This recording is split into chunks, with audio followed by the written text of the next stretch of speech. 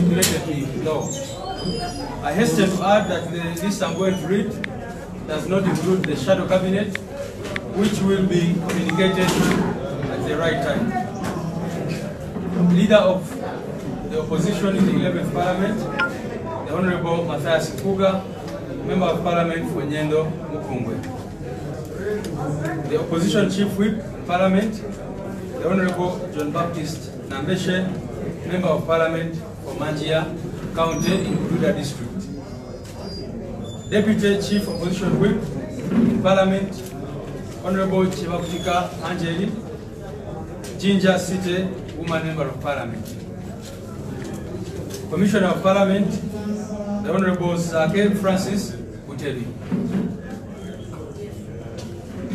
Chairperson Public Accounts Committee, the Honorable Medan Luega Segona, Siro East.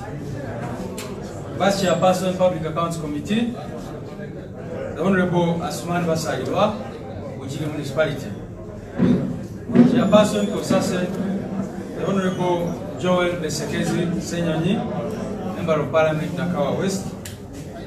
Vice Chairperson Kosase, the Honorable Lucy Akelo, Amulu District Woman MP.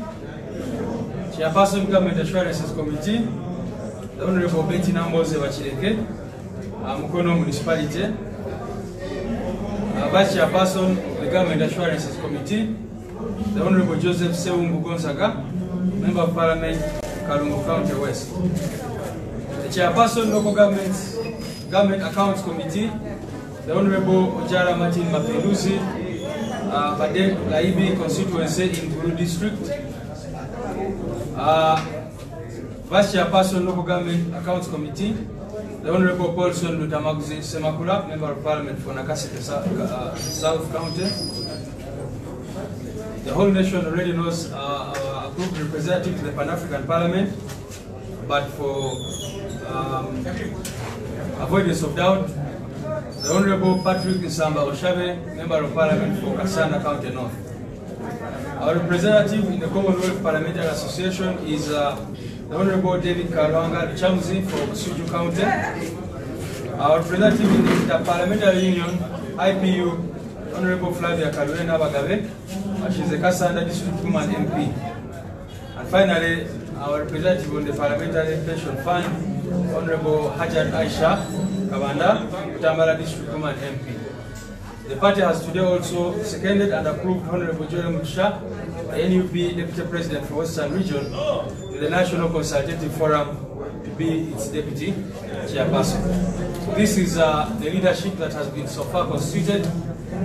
We are going to be constituting the other leadership positions, including the Shadow Cabinet and others.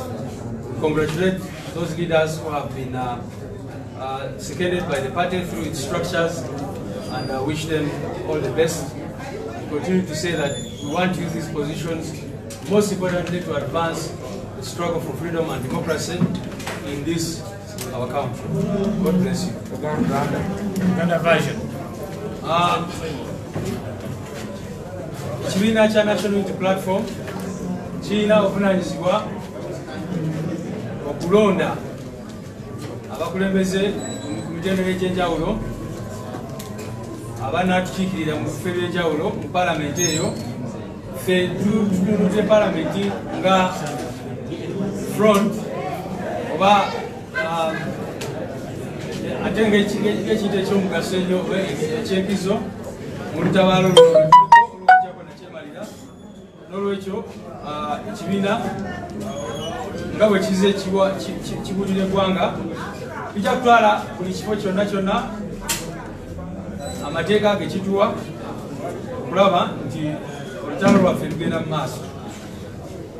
N'olwekyo NUP erooze bano abantu bammanga begenda okusoma okubeera abakulembeze ku mitendera egy'enjawulo, naye nga tulina ebifo ebimu bye tutanalonda nga shadow cabinet oba cabinet ebe echeckinga government yamusibira mu ggwanga bwe tubadde tumwogerako.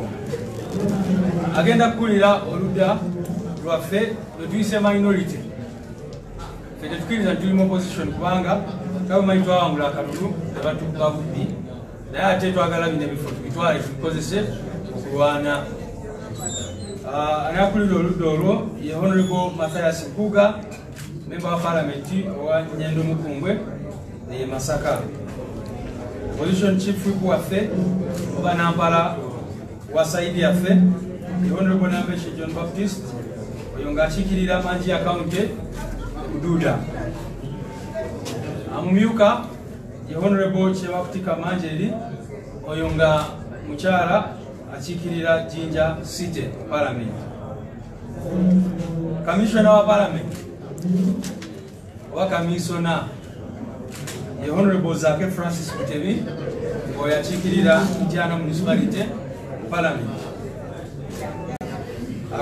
Agenda kulembera akakiiko akalondoola embalirira za gavumenti oba kayite Public Accounts Committee ye Honorable Medard Lubega Segona oyo ng'akiikirira Busiro East Parliament. Oyo agenda mumyuka ye Honorable Asuman Basalirwa ng'oyo akiikirira Busiro Municipality Parliament. Waliwo akakiiko akalala ke bayita Kosase mwena mukamanyi nga kalondoola embalirira y'ebitongole bya gavumenti. Honorable Joel Senyonyi Esekezi agenda okakulembera oyo nga mubaka wa Parliament ow'Enakawa West. Oyo agenda mumyuka we agenda kubeera Honorable Lucy Akero oyo wa Amuru District akiikirira abakyala beeyo.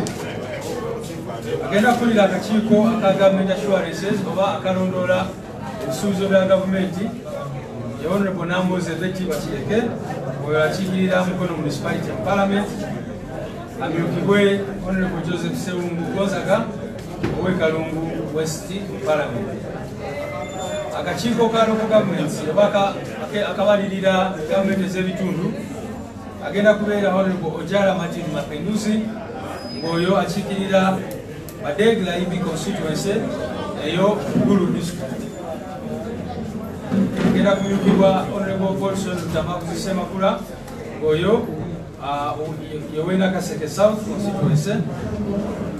Nga eggwanga lyabo likimanyi twalina okulonda omutanda tukiikirira Parliament ya Africa yonna. Era oyo twalonda Patrick Nsamba Oshabe Honorable oyo akiikirira Kasanda County North Parliament. Waliwo Parliament endala gye bayita Commonwealth Parliamentary Association eyo no nga Honorable David Kalwanga Luchamuzi ow'e Busujju yagenda otukiikirira. Netubeerayo ne Interparliamentary Union ne tusaba mukyala Honorable Flavia Kalwena Bagabe ow'e Kasanda tukiikirira. Finally waliwo mu Parliament akakiiko akalondoola pension z'ababaka n'ebirala bagayita Parliamentary Pension Fund ng'awo Honorable Aisha Kabanda Ajat yagenda okukiikirira ng'oyo ye mubaka wa Butambala District omukyala. NUP era yakakasiza Honorable Joel Mugisha ng'ono ye Deputy President wa NUP Western Region okugenda mu kitongole kye bayita National Consultative Forum ekireeta ebibiina byonna awamu okutukiikirira eyo, era agenda kubeera Deputy Chairperson w'akakiiko ako. Mwebale nnyo, mwebale ddala.